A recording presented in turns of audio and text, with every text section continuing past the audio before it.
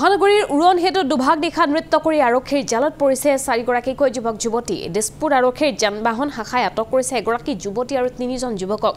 উৰণ হেতুত গাড়ী ৰাখি হাতত সিগাৰেট লৈ উদ্দাম নৃত্য কৰিছিল 4 যুৱক যুৱতীয়ে ভিতৰত 4 যুৱক যুৱতী হৈছে সুইটি প্ৰসেনজিৎ পল মানক বৰা আৰু সীমান্ত কোঁৱৰ এটাইকেইগৰাকীকে আৰক্ষীয়ে গ্ৰেপ্তাৰ কৰিছে ইতিমধ্যে আমি উল্লেখ কৰিছো এটা বিশেষ ভিডিঅ' সম্প্ৰচাৰিত হৈছিল সোশ্যাল মিডিয়াটো যথেষ্ট ভাইৰেল হৈছিল ভিডিঅ'টো য'ত দেখিবলৈ পোৱা গৈছিল উদ্দাম নৃত্য কৰা এগৰাকী যুৱতী লগতে কেইজনমান যুৱকক এই ঘটনাটো সন্দৰ্ভত এজাহাৰ দাখিল কৰা হৈছিল বিভিন্নজনে এজাহাৰ দাখিল কৰিছিল আৰু ইয়াৰ পাছতে আৰক্ষীয়ে বিহিত ব্যৱস্থা গ্ৰহণ কৰিছে উৰণ হেতুত গাড়ী ৰাখি হাতত সিগাৰেট লৈ উদ্দাম নৃত্য কৰিছিল 4গৰাকী যুৱক যুৱতীয়ে ধৃত 4 যুৱক হৈছে সুইটি প্ৰসেনজিৎ আৰু আন দুগৰাকী যুৱক ইতিমধ্যে মহানগৰীৰ উৰণ হেতুত দুভাগ নিশা নৃত্য কৰা এই 4গৰাকী যুৱক যুৱতীক আৰক্ষী আটক কৰিছে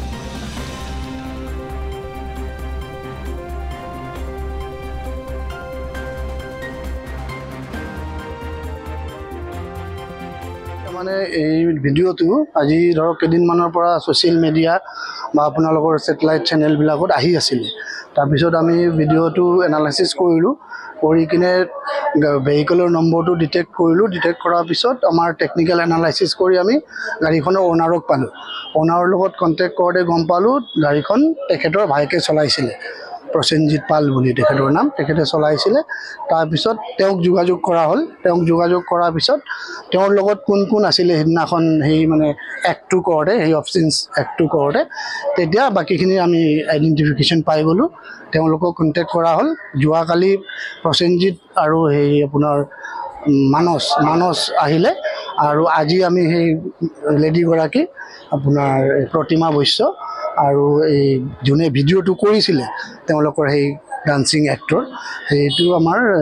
সীমান্ত কোঁৱৰ বুলি তেখেত নিজে আহিলে তো গতিকে এইখিনি আছিলে মানে তেওঁলোকৰ ঘটনা কিন্তু সেইটো এটা আমাৰ ধৰক ৰাজহুৱা স্থানত সেইটো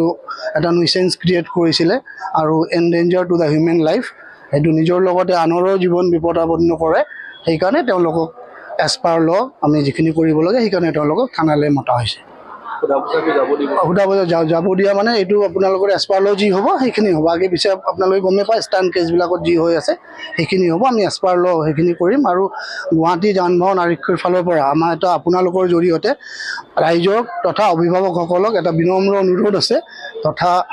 ৰিকুৱেষ্ট আছে যে তেওঁলোকে যাতে তেওঁলোকৰ সন্তান সন্ততিসকলক এই বিষয়ে অকণমান শাসন কৰে আৰু এনেকুৱা ধৰণৰ এক্ট যাতে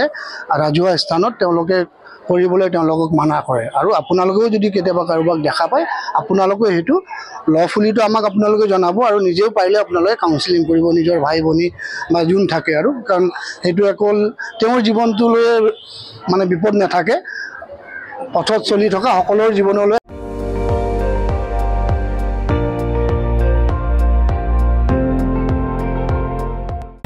আপুনি চাই আছে ND24 সৰ্বশ্ৰেষ্ঠ নহয় সৰ্বোত্তমৰ দৌৰ